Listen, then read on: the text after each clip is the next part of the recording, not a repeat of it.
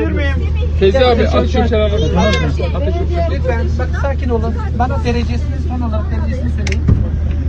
Tamam hocam. Bir tane ateş ölçer alabilir miyim? Geldi. Şey kaçtı? Alın arkadaşlar. Frontal ölçülmüyor hocam. Ekstremite de çok soğuk olduğu için. Nabzı. Sonun gayet güzel. Çok iyi. 36.2. Hocam verdiğim tepe oldu size.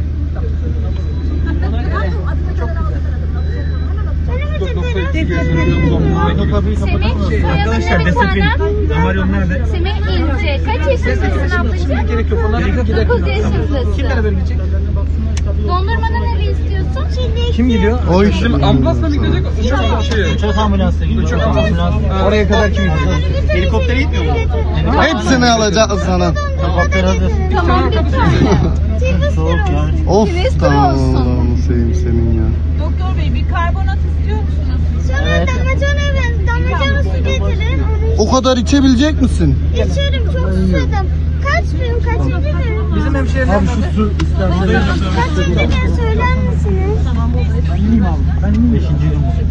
Oo, 5 gün kalmış.